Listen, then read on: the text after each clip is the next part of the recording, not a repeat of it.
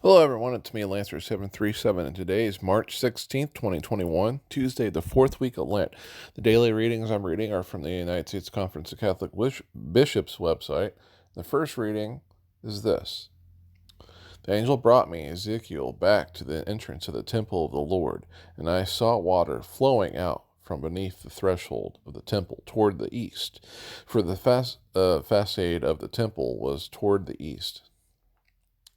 The water flowed down from the right side of the temple, south of the altar.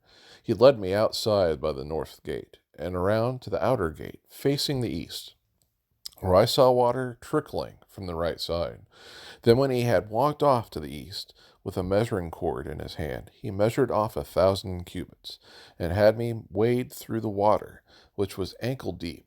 He measured off another 1,000, and once more had me wade through the water, which was now knee deep.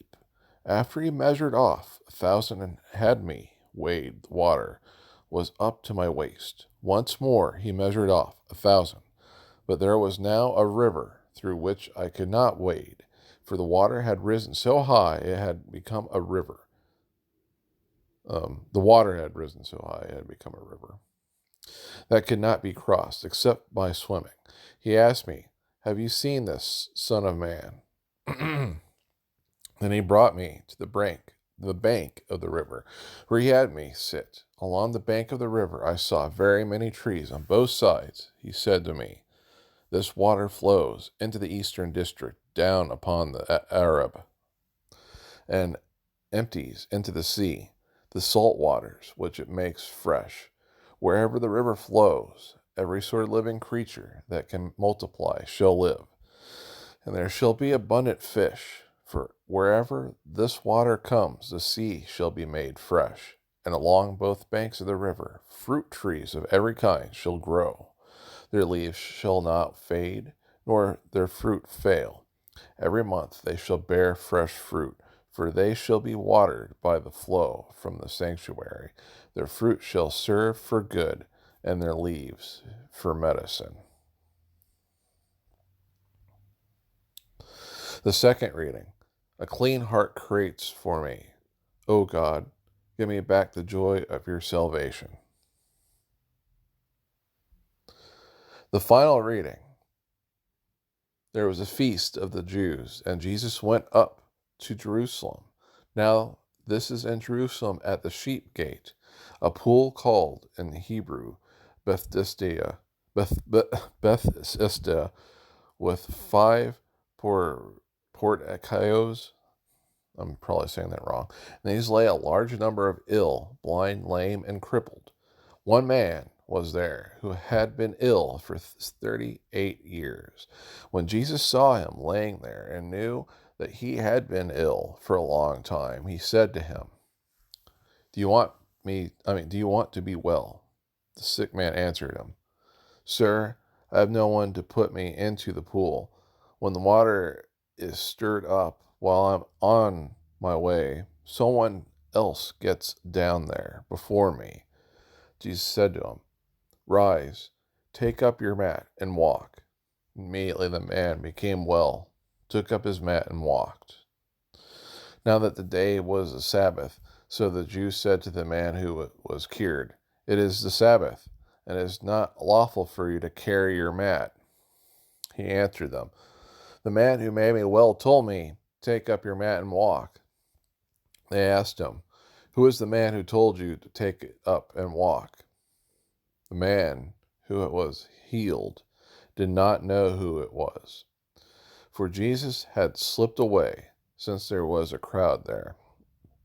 After this, Jesus found him in the temple area and said to him, "Look, you are well. Do not sin any more, so that nothing worse may happen to you." The man went and told the Jews that Jesus was the one who had made him well. Therefore, the Jews began to persecute Jesus, because he did this on a Sabbath. Isn't it amazing? Not only the things that Jesus can do, but isn't it amazing that despite all the good things Jesus can do, that people could find a reason to turn a good thing into a bad thing.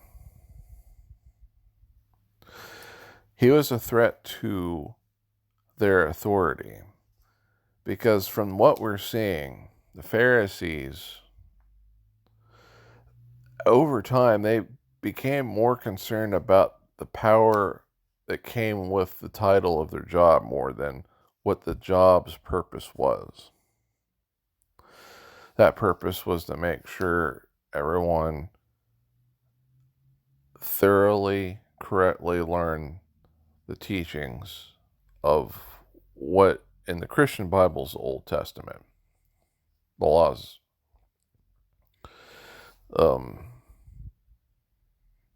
They still taught those things, but it was more important that they themselves almost act as a group of leaders. That was more important to them. They lost sight. It's shameful. It's not good. Should never let that happen. There's a lot of things where good intentions can be used to pave way to hell. It's a saying. Excuse me. That's a saying. And there's a lot of people that have done similar things where they thought they were doing good things, but in truth, the outcome of those things that they thought were good were horrifying.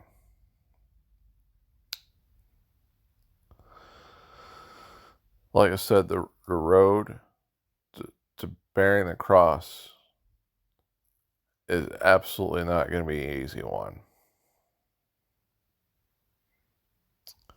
Anyway,